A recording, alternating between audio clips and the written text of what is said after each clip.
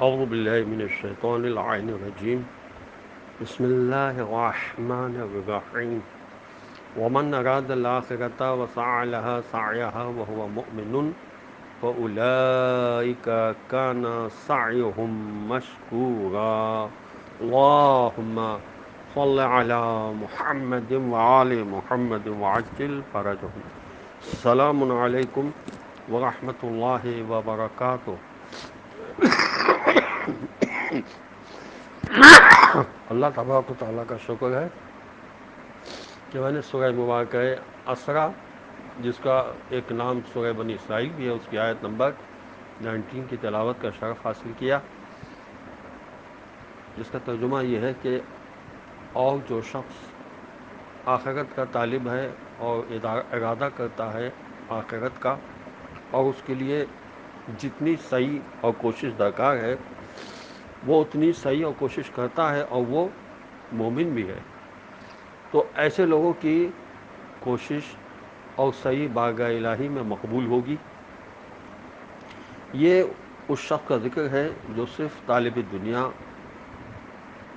ہو اور آخرت پر ایمان نہ رکھتا ہو۔ ایسے شخص کے لیے فرمایا جو شخص اجلت پسند ہو ہم بھی اجلت سے اسے دے دیتے ہیں، یعنی ہم اس کے لیے دنیا کی نعمتوں میں فراوانی کر دیتے ہیں۔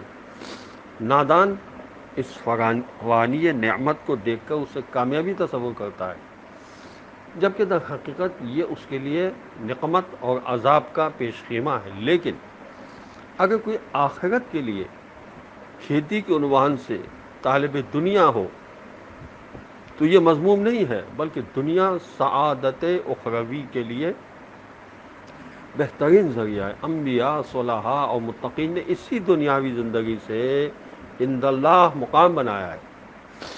چنانچہ دوسرے جملے میں فرمایا اور جو شخص طالب آخرت ہو اس کے لیے مطلوبہ کوشش بھی کرتا ہو تو اس کی کوشش کی قدردانی ہوگی۔ ظاہر ہے یہ کوشش اس دنیاوی زندگی میں کرنا ہے، البتہ اس کوشش کے ساتھ ایمان کا ہونا شرط لازمی ہے۔ اگر ایمان باللہ اور ایمان بالآخرت نہ ہو تو کوشش بھی وجود میں نہیں آئے گی۔ اس سے اندازہ ہوتا ہے کہ انسان اگر آخرت کے لیے اپنی زندگی کو صرف کر دے اور ان وسیلوں کو تلاش کرے جس کے لیے قرآن نے کہا وَابْتَغُوا إِلَيْهِ الْوَسِيلَہ، یہ سورہ مائدہ کی آیت نمبر 5 ہے، جس میں آیت نمبر 35 میں ارشاد ہوا ایمانداروں اللہ سے ڈرو، اس کے تقرب کے ذریعے کو تلاش کرو۔ اب کنز العمال میں حدیث ہے کہ وسیلہ اللہ کے نزدیک ایک ایسا عظیم درجہ ہے جس سے بالاتر کوئی اور درجہ نہیں ہے، لہذا اللہ تعالیٰ سے دعا کرو کہ وہ تمہیں وسیلہ عطا فرمائے۔ صحیح مسلم میں یہ حدیث ہے کہ اللہ تعالیٰ سے میرے وسیلے کی درخواست کرو، کیونکہ جو شخص میرے وسیلے کی دعا مانگے گا اس کے لیے میری شفاعت حلال قرار پائے گی۔ تفسیر نور الثقلین کی جلد اول میں لکھا ہے کہ اے لوگوں، اللہ تعالیٰ نے اپنے پیغمبر حضرت محمد صلی اللہ علیہ وسلم سے وسیلے کا وعدہ فرمایا ہے، اس کا وعدہ سچا ہے اور وہ اپنے وعدے کی ہرگز خلاف ورزی نہیں کرتا۔ یاد رکھو کہ وسیلہ جنت اعلیٰ ترین جنت کا اعلیٰ ترین درجہ ہے، تقرب کا بلند ترین مقام اور منتہا مقصود کا آخری مرتبہ ہے۔ ابو سعید خدری کہتے ہیں کہ حضرت رسول خدا صلی اللہ علیہ وسلم فرمایا کرتے تھے جب تم خدا سے میرے لیے کوئی دعا کرو تو اس سے میرے وسیلے کی دعا کیا کرو۔ ہم نے آپ صلی اللہ علیہ وسلم سے پوچھا کہ وسیلہ کیا ہوتا ہے، تو آپ صلی اللہ علیہ وسلم نے فرمایا یہ بہشت میں میرا درجہ ہے۔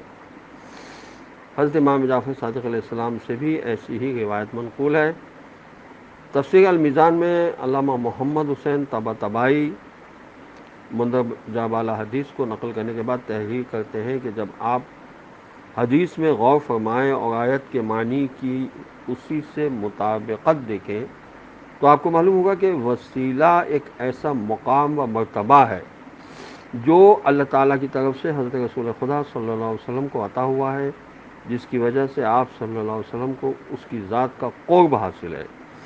کہ حضور صلی اللہ علیہ وسلم کی وجہ سے یہ مقام آپ کی آل پاک علیہ الصلاۃ والسلام کو، پھر آپ علیہ الصلاۃ والسلام کی امت کے صالح لوگوں کو حاصل ہے۔